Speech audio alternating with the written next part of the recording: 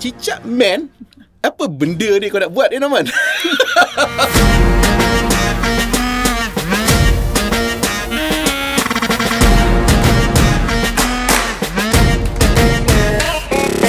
Assalamualaikum and hi guys. Kembali kita dalam podcast Rise Up. Yes. So sedar tak sedar sekarang kita dah minggu yang kelima. Jadi pada minggu ini macam biasa saya tidak keseorangan bersama the one and only Datuk Norman Abdul Halim. So apa khabar Datuk hari ni? Baik. Alhamdulillah. Masih steady? Yes. Nampak? Norman KRU masih ada gaya gitu. Okey Datuk. So topik kita pada hari ini tak lari daripada industri seni. Okay. Ya, berkaitan dengan social media, berkaitan dengan content creator juga. Media sosial ni actually menjadi salah satu elemen penting dari hidup kita. Jadi semua benda sekarang dah social media. Jadi bercakap tentang social media, ini semestinya melibatkan topik kita pada hari ini iaitu content creation. Jadi dalam bahasa Melayu dia iaitu penciptaan kandungan. Gitu. Jadi content creation ini datangnya dalam pelbagai bentuk. Boleh datang daripada video, gambar, infografik, artikel, blog, podcast macam kita buat sekarang ni Datuk. Ini pun content creation juga salah satunya. Jadi sebelum kita mengupas dengan lebih jauh tentang topik kita pada hari ini, kita nak tanya dengan lebih mendalam dengan Sifu kita. Apakah yang dimaksudkan dengan content creation dan apakah kepentingannya Datuk?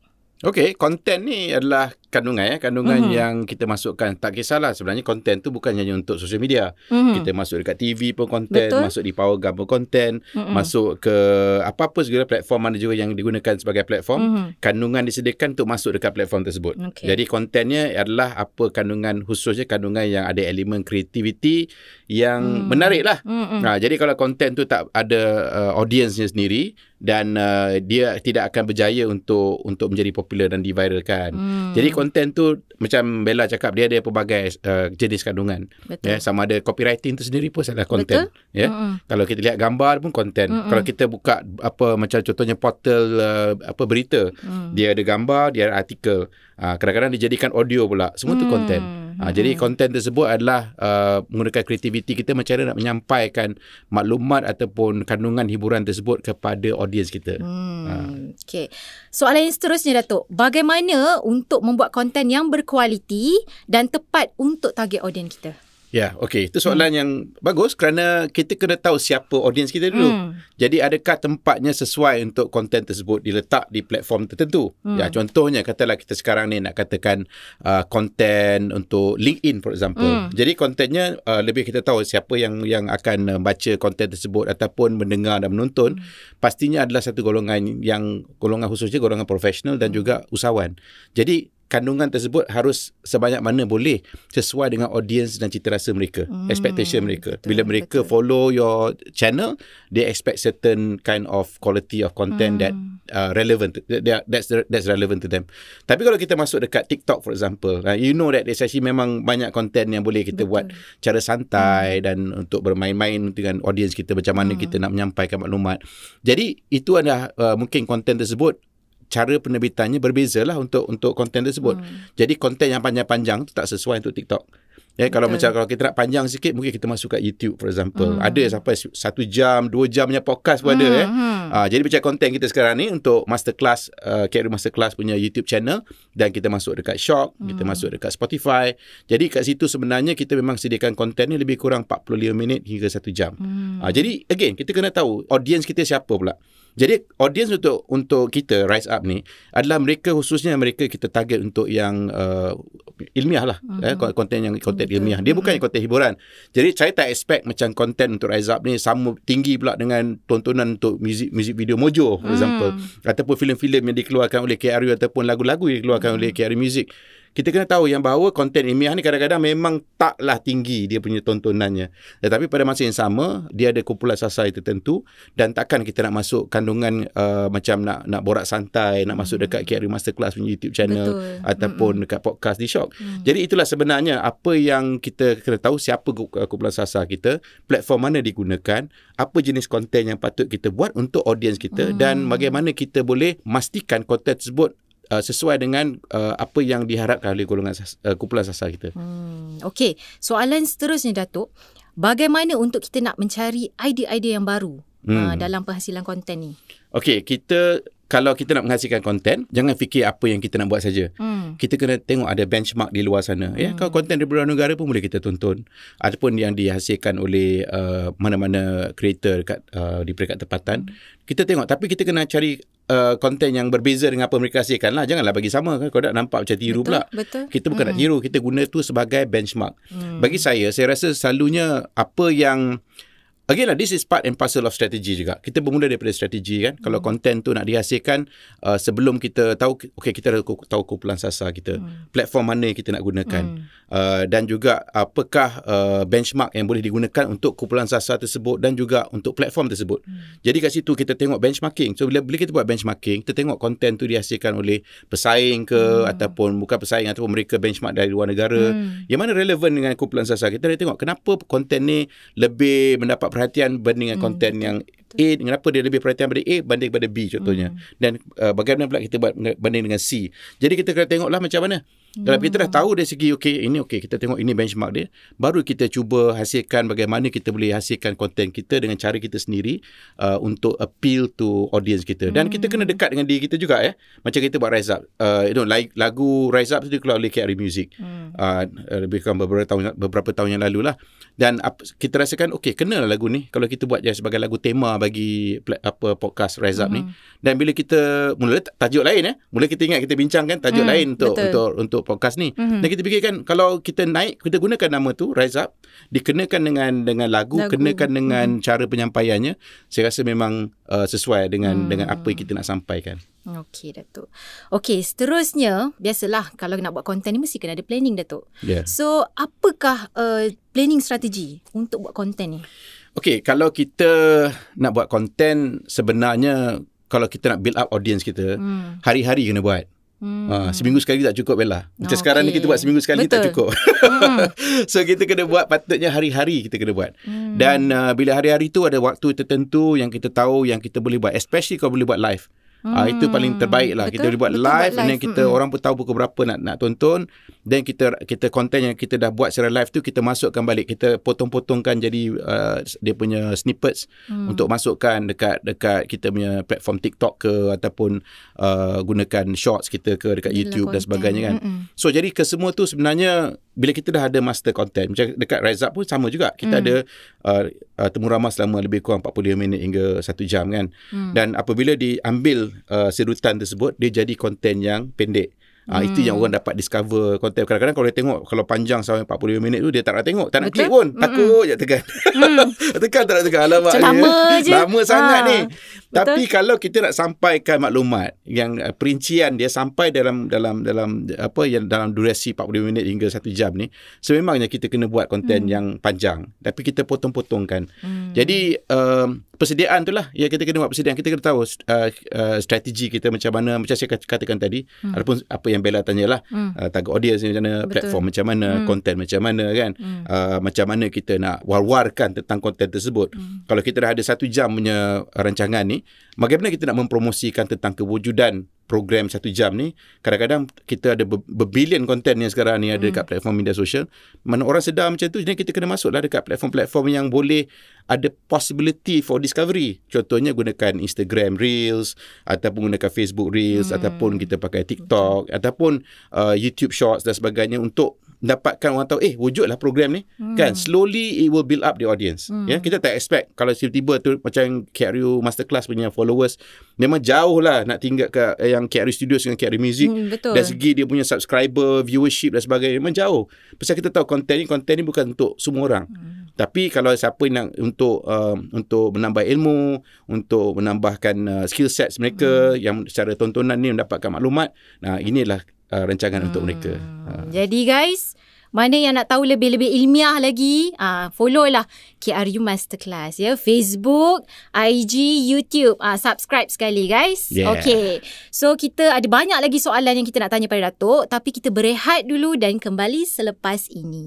Berita baik untuk usahawan mikro. KRU Masterclass menyediakan program latihan jangka pendek berimpak tinggi untuk melonjakkan prestasi perniagaan anda. Dengan pembiayaan sebanyak 80% dari SME Corp Malaysia, anda hanya perlu membayar sebanyak RM300 selama 4 bulan untuk mendapatkan latihan program Social Commerce Micro Connector, pakej pengiklanan dan panduan dari mentor tokoh perniagaan. Perkasakan perniagaan anda dan sertai program latihan KRU Masterclass. Tempat terhad, jadi klik Google Form di bawah sekarang. Okay guys, kembali kita dalam podcast Rise Up. Okay Datuk, ada banyak lagi soalan saya nak tanya Datuk. Boleh. Okay, sebelum tu saya akan cerita sikit lah, okay. Filem dengan lagu ni sebenarnya part of content creation juga. Betul. Datuk. Jadi Datuk pun dah tahu biasa dengan penghasilan konten dalam industri seni ni. So Datuk juga tahu penceritaan apa yang nak disampaikan kepada audiens, dan mungkin juga Datuk sendiri sudah tahu impact content creation ni kepada audiens. Datuk boleh kongsikan pengalaman dan cabaran Datuk pada awalnya menghasilkan konten. Awal-awal dulu. Okey, masa kami buat lagu dulu agak mudah lah ya.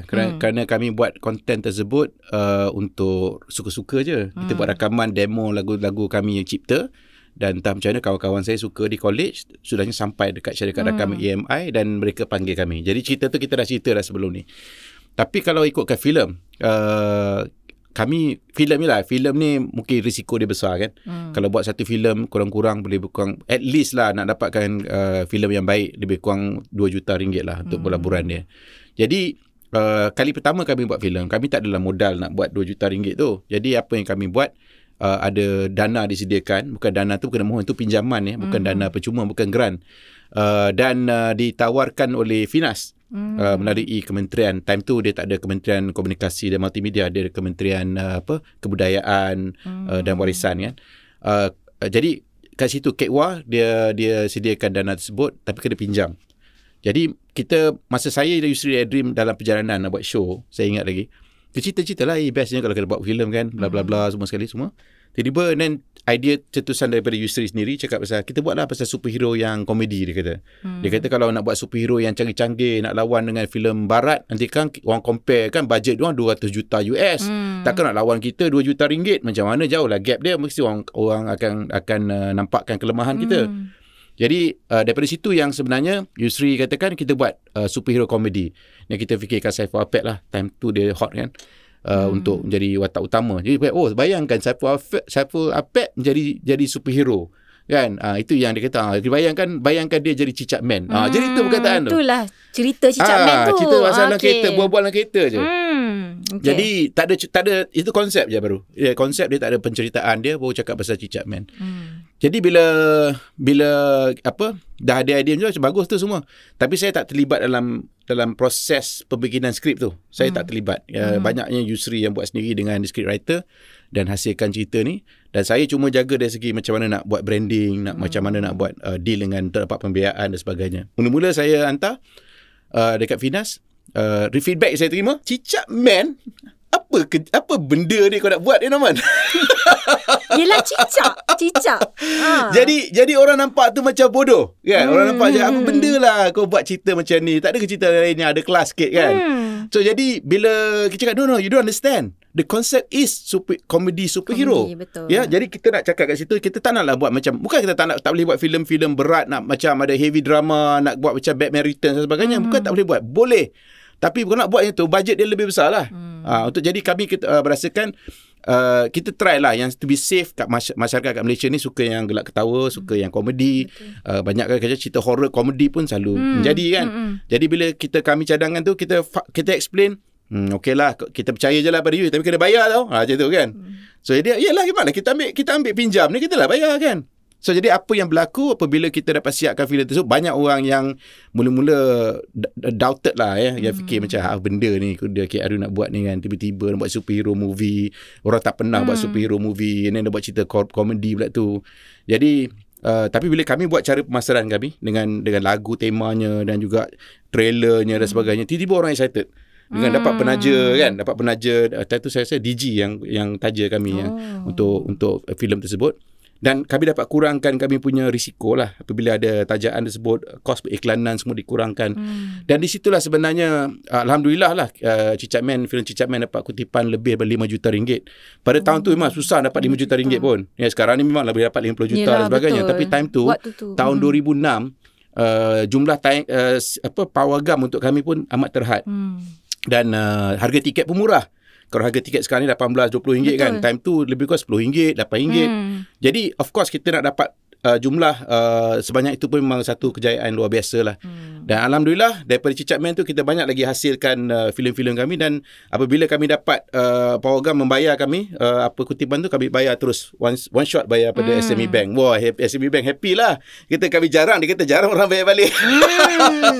Jadi itulah yang boleh katakan kejayaan dalam penghasilan konten yang orang skeptical. Tapi kalau kita percaya tentang apa yang kita nak buat dan kita yakin, of course there's no such thing as guarantee lah, ini business kan. Tapi kita tahu apa dia punya, kenapa dia boleh berjaya. Ya, pasal dia elemen superhero tak pernah orang buat. Elemen CGI tak pernah orang buat. Saiful Apek satu faktor ya yang boleh tarikkan audience. Of course dari segi dia punya komedi lah. Saya rasa komedi, action. Jadi kesemua tu garapan tu menjadikan konten tersebut berjaya. Jadi sama juga untuk mana-mana nak menghasilkan konten, tak kira lah untuk YouTube ke, untuk filem ke, untuk rancangan televisyen, kita kena tahu apa yang keunikan yang kita boleh bawa untuk mendapat perhatian daripada audience. Okay, Datuk, saya nak tahu jugalah penghasilan cerita ataupun filem Cicak Man tu, siapa yang brainstorming idea tu sendiri, penceritaan tu keseluruhannya? Itu kredit kepada Yusri lah. Ya, Yusri yang created Cicak Man, dan dia juga yang ada vision macam mana nak bawa filem tersebut, dan dia tahu kemampuan dia sebagai pengarah untuk menggunakan kesan khas visual. Jadi dia tahu kat mana dia boleh, apa yang patut di shoot, apa yang tak perlu dia shoot. Ada yang background tu digantikan balik dengan gunakan teknologi komputer kan.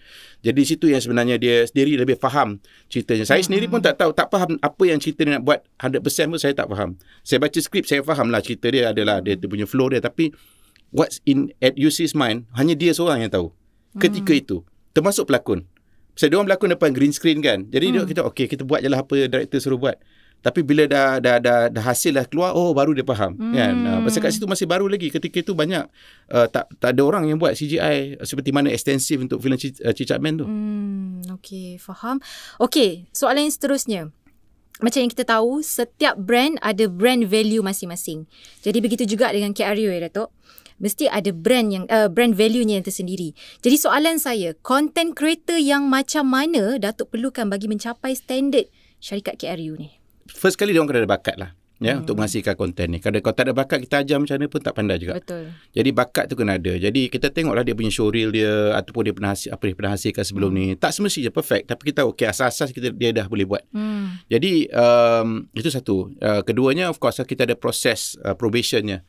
Apabila kita bagi assignment, tengok apa dia faham tak dari sudut teknikalnya, dari sudut kreativitinya, dari sudut production management, dan juga dia punya kebolehan untuk siap kerja on time. Kan ada juga yang boleh kerja cantik tapi lambat nak siap. Jadi semua tu kita ambil kira.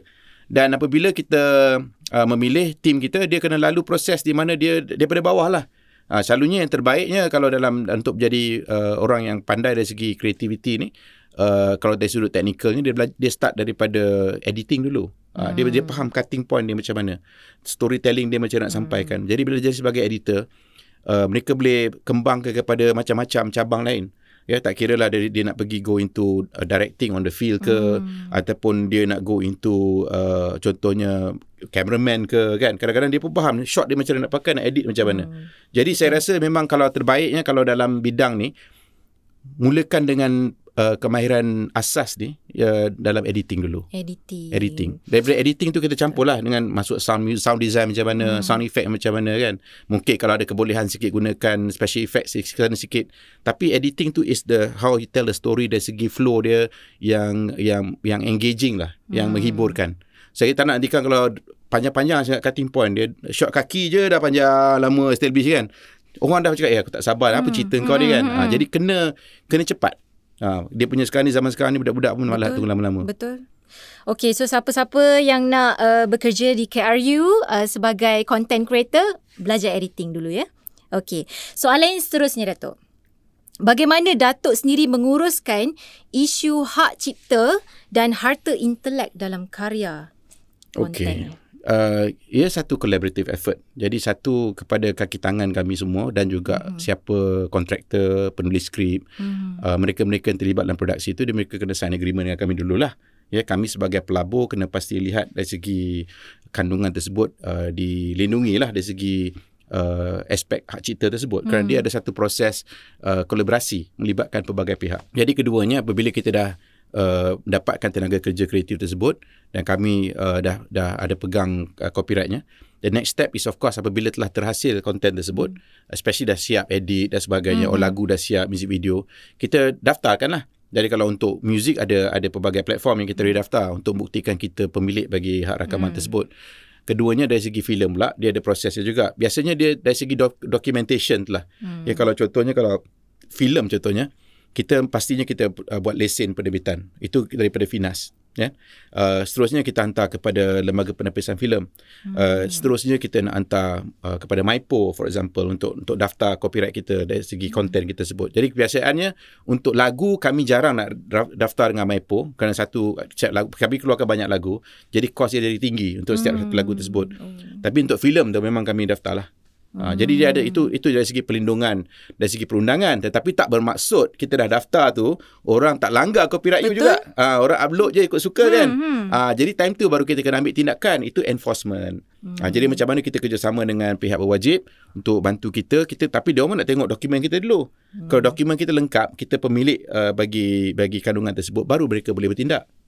Faham. Okey Datuk, soalan yang seterusnya. Platform mana yang sesuai untuk kita nak post content creation ni pada masa sekini? Sama ada di social media ke, newspaper ke, television ke, nak kena tayang kat billboard ke, macam mana? Billboard mahal.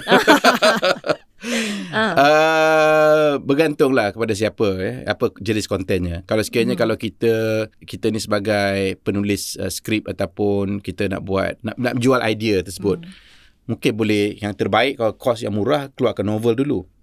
Keluarkan novel. Ataupun kalau filem tu bercorak aksi, kita buat graphic novel. Kan? Kalau boleh kita cari orang yang boleh melukis dan sebagainya, jadi dia konsep aksi graphic novel. Itu yang murah lah kalau kita sebagai content creator, sebagai penulis. Kerana apabila berjaya dari segi penjualan novel tersebut ataupun graphic novel tersebut, satu hak cipta tu masih pegang dekat you. Dan kebenarannya memang producer nak ambil, lakulah dia punya graphic novel ni ataupun novel ni, okey saya ambil lah lesen. So jadi you sebagai copyright, you tak serahkan copyright you pada penerbit tu. Jadi orang tu akan lesen daripada you. Okay. Bagi untuk content creator yang mungkin lebih kepada visual, bukan dari segi penulisan, kalau sekiranya nak menghasilkan sesuatu konsep, kita boleh buat filem pendek dulu. Filem pendek ni dia tak payah ada bajet besar, cari kawan-kawan yang boleh bantu, nak berlakon, nak pegang kamera kan, dan sebagainya. Jadi kita terbitkan konten tersebut untuk mendapatkan proof of concept lah. Daripada kita masuk dekat platform YouTube for example, tengok engagement macam mana, dan sekiranya kalau dapat perhatian yang baik daripada penonton, kat situ orang akan kata, bagus juga cerita filem pendek ni, pernah berlaku filem pendek dijadikan filem. Macam silap saya Train to Busan tu pun asalnya filem pendek. Dan juga ada filem Syekh Malan Raya, macam kami jadi pengedar, asalnya filem pendek daripada student dari UiTM. So semua tu dari segi macam mana daripada filem pendek tersebut dijadikan filem. Okay. Lagu lain cerita lah pula. Lagu kita tak payah nak kos tinggi. Kita boleh buat macam sekarang ni banyak orang buat lagu-lagu dia nyanyi-nyanyi untuk YouTube, kat TikTok, kat situ ya orang kenal dia orang pun. Lagu-lagu macam contohnya ramai artis yang mula daripada situ, especially yang mana yang macam Yuna for example kan. Ada banyak lagi lah, ZRV kan. So mereka start dengan main lagu dekat YouTube je mula-mula kan. Kemudiannya lama dikenali. Jadi sekarang ni of course TikTok main peranan besar lah. Jadi mungkin TikTok juga boleh bantu. Okay. So ada lagi soalan lepas ni kita nak tanya Datuk isu-isu yang hangat berkaitan dengan topik kita pada hari ini. So kita akan berehat dulu dan kembali selepas ini. Anda mempunyai produk atau perkhidmatan tetapi masih kurang menyerlah dari sudut penjenamaan? Nak jalankan kempen periklanan tapi tak mampu kerana tidak mempunyai modal besar? KRU Media menyediakan pakej periklanan yang kos efektif dan turut bekerjasama dengan agensi kerajaan untuk menyediakan geran pemasaran dari 50% sehingga 70%. Dengan kepakaran dan pengalaman KRU Media, jenama anda akan lebih dikenali sekaligus meningkatkan potensi melariskan jualan. Jadi, nak tunggu apa lagi? Klik ke Google Form di bawah sekarang dan kami akan membantu anda mencapai potensi perniagaan anda sepenuhnya. Okay guys, kembali kita dalam podcast Rise Up. Okay Datuk, kita dah sampai ke soalan-soalan yang hangat ni. Tadi tak hangat? Tadi tak hangat sangat. Itu biasa-biasa lagi. Ini yang hangat.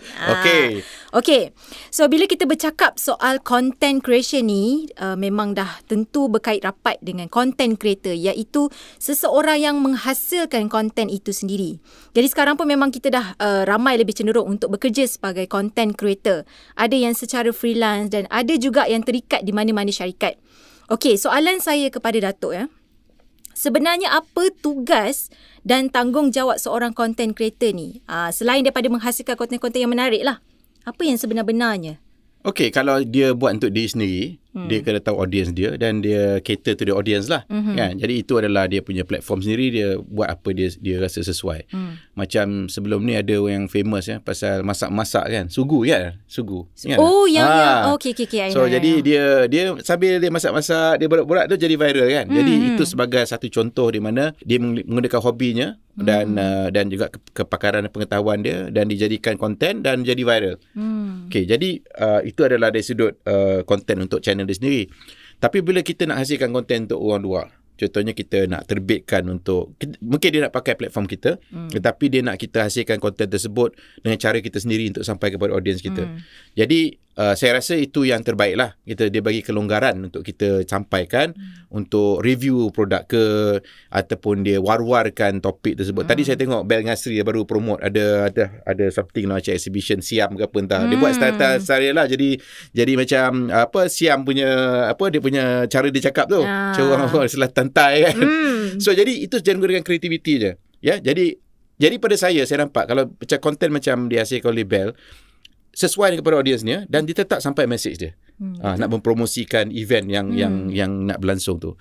Tapi kalau contohnya kita sebagai content creator dan kita start nak projekkan channel kita dengan konten-konten yang mungkin tak kena dengan audiens kita, cara penyampaian kita. Contohnya kalau kita biasa buat posting, kita buat cara bahasa Melayu. Tiba-tiba kita buat post pula bahasa Inggeris. Or even worse, bahasa Cina ataupun bahasa Tamil. Mesti of course tak faham. Audience juga tak faham.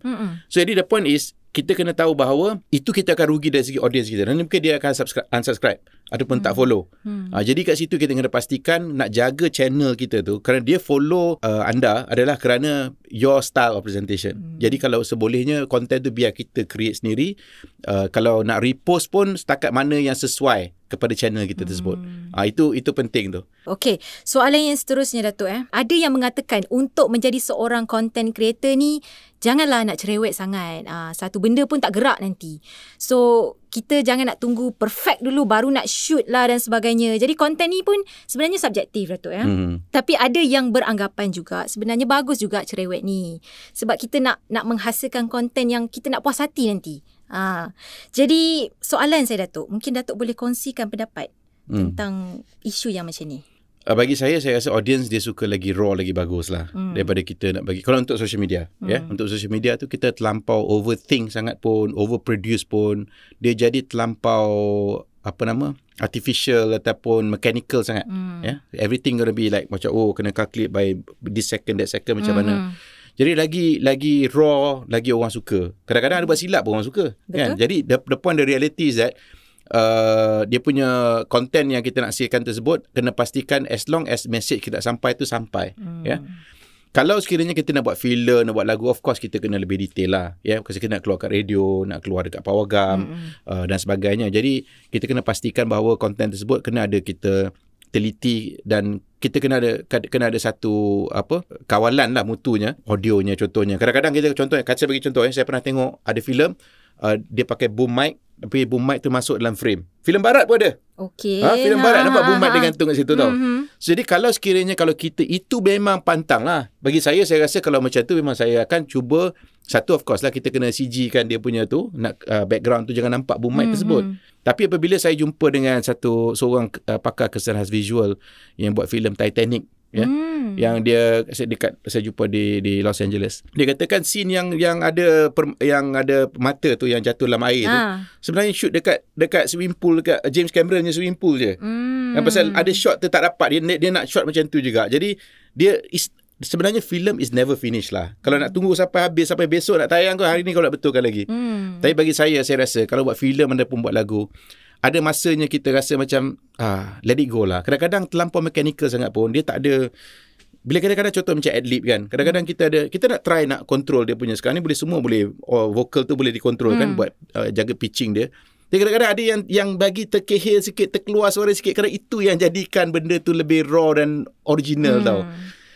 Jadi bagi saya sebenarnya subjektif. Everything about content is, art ni sebenarnya very subjektif. Dia tak ada yang orang kata inilah formula dia, 1+1 jadi 2, 2+2 jadi 4. Tak ada. So dari segi kreativiti ni, apa yang baik untuk Bella mungkin saya tak suka, apa yang saya suka mungkin Bella tak suka. Jadi itu as long as you find your own audience, and jangan overproduce. Kalau bila overproduce, kadang-kadang kita tak dapat dia punya originality tu. Macam nak jadi satu karya yang autentik, yang kita hasil yang ikhlas daripada idea dan kreativiti kita. Kiranya kalau nak kena cerewet ni pun bertempat lah juga Datuk ikut jugalah. Boleh, saya tak katakan benda-benda macam saya cakap nampak boom mic dan sebagainya. Itu kena betulkan lah. Betul? Kan?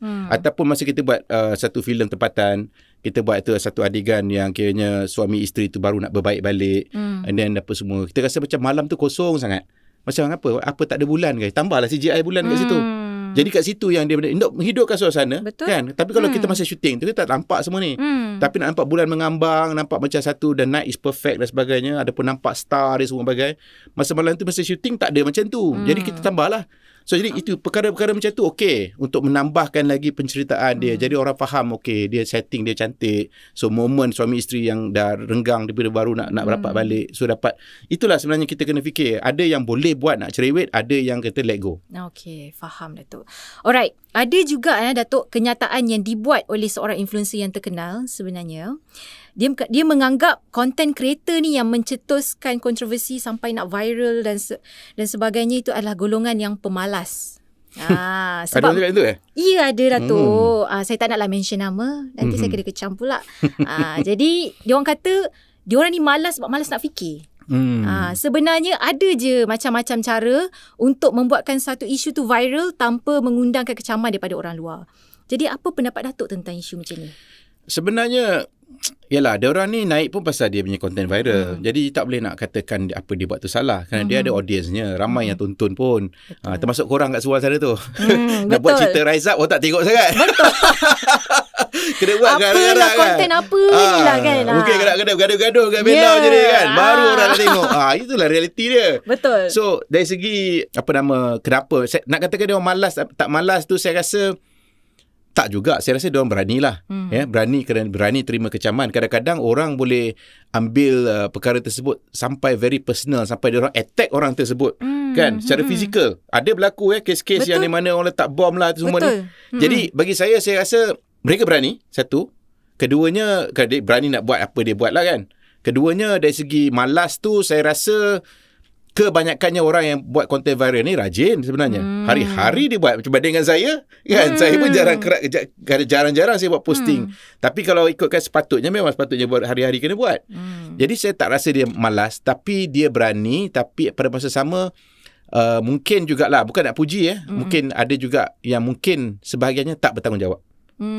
Kalau sekiranya kalau dia keluarkan konten sesuatu yang melanggar norma masyarakat, memanglah saja nak kena kecam dan sebagainya, itu cara dia lah. Tapi bagi saya rasa tak kena dengan budaya kita, adab kita dan sebagainya. Jadi itu yang mungkinlah dari segi moralnya, tapi siapa dah kita nak cakap pasal moral ni kan. Betul. Kita ni macam baik sangat nak cakap, tapi realitinya ada yang kalau tak suka, jangan follow je lah. Itu je terbaik. Okey, so kita pun dah terlalu banyak sangat soalan ni dan ada lagi lepas ni, tapi kita kena berehat dulu dan kembali selepas ini. Hai semua, apa plan minggu ni? Jom ke Wetland Studios Putrajaya. Inilah taman tema yang tengah viral sekarang. Ada animatronics, augmented reality, virtual reality dan penyampaian dari watak-watak animasi yang sesuai untuk seisi keluarga. Semuanya memberi pengalaman imersif seolah-olah kita berada tinggi di celah-celah awan dalam hutan tropika dan zaman prasejarah. Wetland Studios dibuka setiap hari dan anda boleh dapatkan tiket di wetlandstudios.com atau di kaunter tiket. Jumpa di sana. Hai guys, kembali kita dalam podcast Rise Up. Okey Datuk, kita dah sampai hujung dah sebenarnya. Tapi ada lagi soalan saya nak tanya Datuk. Ada yang mengatakan juga Datuk, untuk menjadi content creator ni adalah perlu mempunyai personal branding yang kuat. Okey, personal branding ni adalah salah satu cara kita nak present diri kita kepada orang luar. So dalam dunia content creation ni, personal branding ni menjadi sangat-sangat penting kerana dapat membuat kita stand out daripada kompetitor yang lain. Jadi bukan itu sahaja, yang sebenarnya content creation ni merupakan tonggak utama dalam dunia marketing, terutamanya dalam dunia keusahawanan. Jadi mungkin Datuk sendiri boleh ulaskan isu tentang ini. Berkait. Of course lah, dari segi macam saya katakan tadi, bila kita hasilkan content dalam channel kita, orang expect certain style presentation. Jadi macam saya buat Rise Up ni memang sesuai, orang terima. Orang dah tahu saya ni macam mana. Dan saya bukan komedian. Saya ni bukan nak menunjuk saya macam penyanyi lagi. Jadi saya ni lebih serius. Saya mungkin ada juga kadang-kadang saya gurau-gurau, cara saya gurau dengan audiens saya. Tapi dia kena sesuai dengan cara penyampaian saya. Jadi buat program Rise Up ni kena dengan saya. Ya. Tapi kalau sekiranya kalau itu personal branding saya, ya. Kalau sekiranya kalau saya tiba-tiba nak buat sesuatu yang mungkin di luar daripada kebiasaan, mungkin orang akan cakap apa benda ni kan.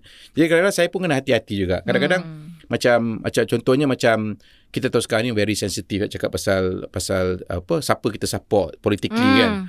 Saya sebenarnya saya rasa dulu saya macam tu. Ya, saya rasa kenapa saya nak bergaduh-gaduh dengan orang pasal orang politik ni. Jadi saya rasa penat ya apa saya tak nak siapa undi tu rahsia. Kan. Jadi saya rasa macam saya tengok ada artis dia start posting pasal parti A ataupun parti B dia promote kan. Jadi kadang-kadang audience tu tak selesa. Betul. Ya, audience tu rasa unfollow lah.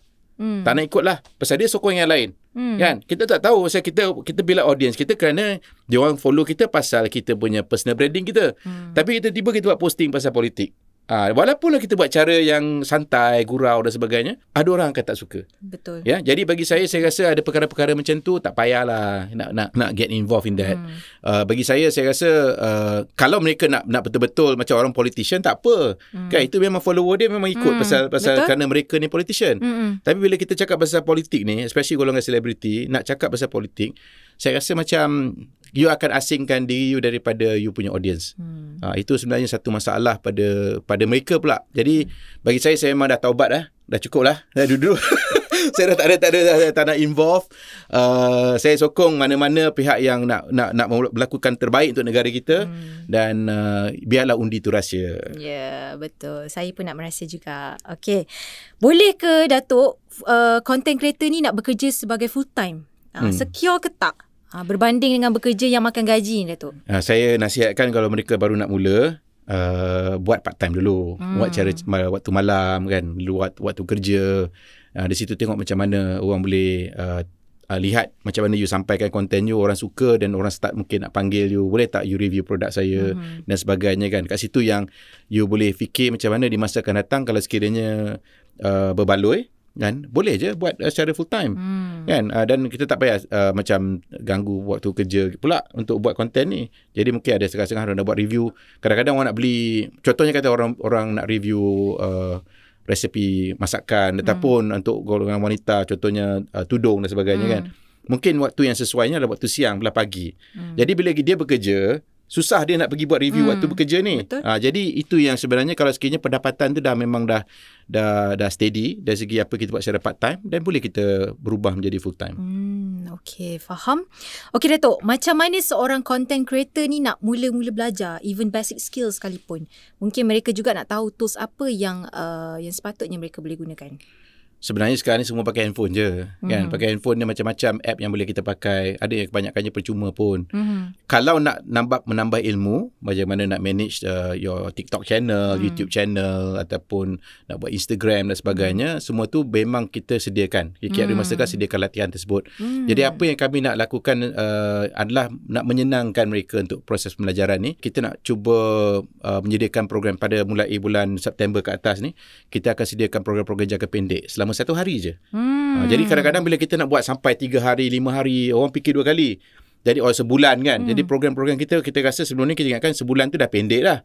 Tapi masih lagi orang kata, I don't have the time kan.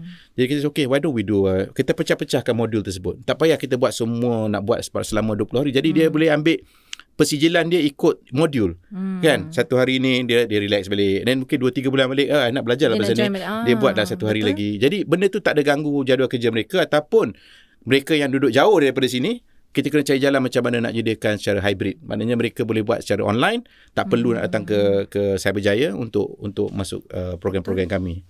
Okey Datuk.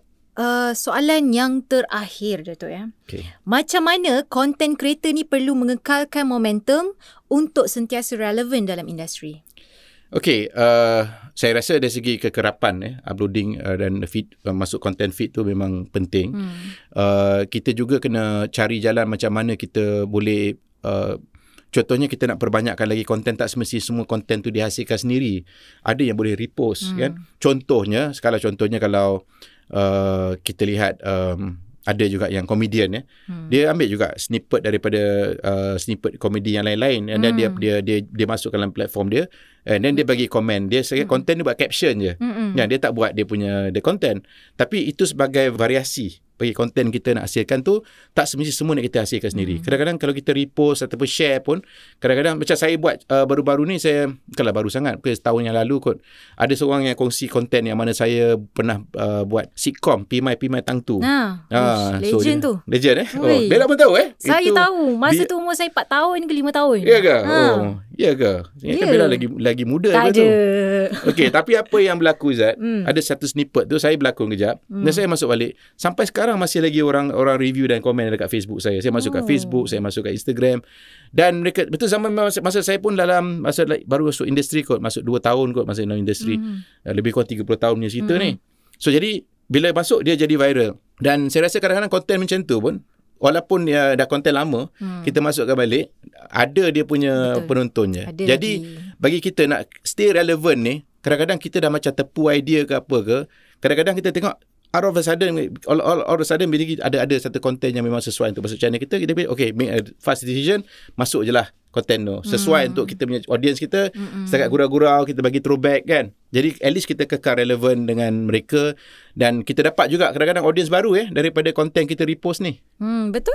Datuk, kita pun dah di penghujung rancangan. Terima kasih Datuk atas tips dan sharing yang Datuk kongsikan pada kita hari ini yang mengenai content creation.